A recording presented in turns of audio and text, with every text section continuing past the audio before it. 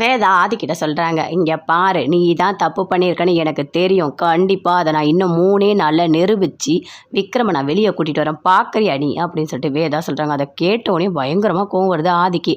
என்ன சத்தியவான் சாவித்திரி மாதிரி பேசுகிற அப்படின்னு சொல்கிறாரு. ஆமாம், ஒவ்வொரு புருஷனும் சத்தியவானாக இருந்தால் ஒவ்வொரு பொண்டாடியும் சாவித்திரியாக தான் இருப்பாங்க, கண்டிப்பாக நான் விக்ரமை காப்பாற்றுவேன் அப்படின்னு சொல்கிறாங்க வேதா. அப்படியா, உன்னால் முடிஞ்சா பார்த்துக்கோ அப்படின்னு சொல்லிட்டு பயங்கர கோவமாக ஆதி சொல்கிறாரு. சொல்லிட்டு அங்கேருந்து போகிறாரு. அதை கேட்டோடனே விக்ரமோட அம்மா பயங்கரமாக ஃபீல் பண்ணுறாங்க. அவன் நாசமாக போவ, என் பையனை இப்படி மாட்டை விட்டு இப்படி கஷ்டப்படுத்துகிறானே அப்படின்னு சொல்லிட்டு ரொம்ப ஃபீல் பண்ணி அழுதுட்ருக்காங்க. இங்கே பாருங்கள், எல்லாமே நல்லபடியாக நடக்கும், அவர் வெளியே கூட்டிகிட்டு வந்துடலாம் அப்படின்னு வேதா சொல்கிறாங்க. இப்போ என்ன பண்ணலாம் அப்படின்னு சொல்லிட்டு வசந்த் வேதா 2 பேருமே சேர்ந்து யோசிக்கிறாங்க. இது எல்லாத்துக்குமே காரணமே அந்த இந்துமுகி. அவங்க அந்த டாக்டரை பிடிச்சா அவங்களுக்கு எல்லா உண்மையும் தெரியும், கண்டிப்பாக விக்ரமை வெளியே கூட்டிகிட்டு வந்துடலாம் அப்படின்னு சொல்லிட்டு வேதா சொல்கிறாங்க. சரி, நம்ம ஹாஸ்பிட்டல் போய் விசாரிக்கலாம் அப்படின்னு சொல்லிட்டு வசந்த் வேதா 2 பேருமே போகிறாங்க. போயிட்டு அங்கே ரிசப்ஷனில் கேட்குறாங்க, இங்கே இந்துமுகி அந்த டாக்டர் வந்திருக்காங்களான்னு சொல்லிட்டு.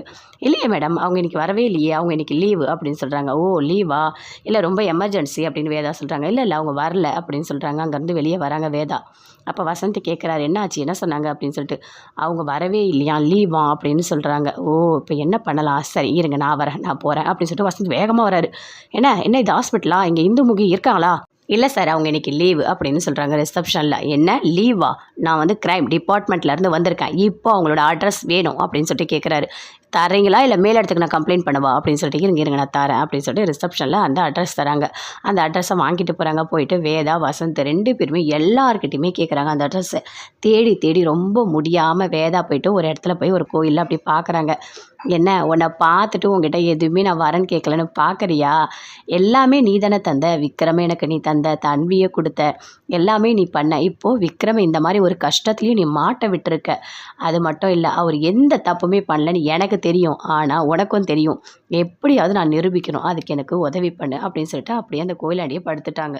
ஆதி லாயர் 2 பேருமே சேர்ந்து பேசிகிட்டு இருக்காங்க. அப்போ லாயர் சொல்கிறாரு, நீங்கள் சொன்ன மாதிரியே அந்த விக்ரம் மிருணாளினி கழுத்தை பிடிக்கிறத நான் தான் வீடியோ எடுத்தேன், அதனால தான் இன்றைக்கி அவன் மாட்டிக்கிட்டான் அப்படின்னு சொல்லிட்டு 2 பேருமே பேசிகிட்டு இருக்காங்க. அந்த விக்ரம் வெளியே வரவே கூடாது, உள்ளே அப்படியே மாட்டிக்கணும் அப்படின்னு ஆதி சொல்லிகிட்ருக்காரு. வசந்த் எல்லா இடத்துலையுமே தேடுறாரு, எப்படியாவது வந்துட்டு அந்த அவங்களோட அட்ரஸ் கிடைக்குமா அப்படின்னு சொல்லிட்டு. அப்படியே வேதா ரொம்ப ஃபீல் பண்ணிவிட்டு வராங்க. அடுத்த நாள் கோர்ட்டு எல்லாருமே வந்துட்டாங்க. அங்கே விக்ரம் எல்லாருமே வந்துட்டாங்க. வந்தவொடனே சொல்கிறாங்க, என்ன உங்களுக்கு தேவையான டைம் கொடுத்தேன், நீங்கள் ஏதாச்சும் உங்களுக்கு தேவையானது ரெடி பண்ணிங்களா, உங்ககிட்ட ஏதாவது ஆதாரம் இருக்கா அப்படின்னு சொல்லிட்டு ஜட்ஜி கேட்குறாங்க. எதுவுமே பேசவே இல்லை விக்ரம். அப்போ எதுவுமே கிடைக்கவே இல்லையா, அப்போ விக்ரம் தான் குற்றவாளி இந்த வீடியோவை வச்சு பார்த்தா அப்படின்னு சொல்லிட்டு ஜட்ஜி சொல்கிறாங்க. அதை கேட்டோடனே ஆதி பயங்கரமாக சிரிக்கிறாரு, சந்தோஷமாக சிரிச்சிட்ருக்காரு கோர்ட்டில். அதுக்குள்ளே வேதா உள்ளே வராங்க. வந்தவொடனே நிறுத்துங்க அப்படின்னு சொல்கிறாங்க. ஒரு நிமிஷம், என்னம்மா என்ன சொல்லணும், ஆதாரத்தை வந்து ரெடி பண்ணுறேன்னு சொன்னேன், கிடச்சிதா அப்படின்னு சொல்லிட்டு கேட்குறாரு.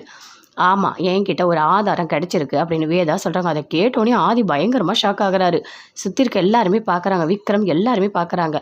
சரிம்மா, நீ என்ன சொல்கிறதா இருந்தாலும் இந்த கோர்ட்டில் வந்து மேலே சொல்லுவா அப்படின்னு சொல்லிட்டு கூப்பிடுறாங்க. வேதா வராங்க. நான் சொல்கிறது எல்லாமே உண்மை அப்படின்னு சொல்லிட்டு வேதா சொல்கிறாங்க. சொல்லுமா, என்ன சொல்ல வந்தால் சொல்லு அப்படின்னு சொல்லிட்டு ஜட்ஜி கேட்டுட்ருக்காங்க.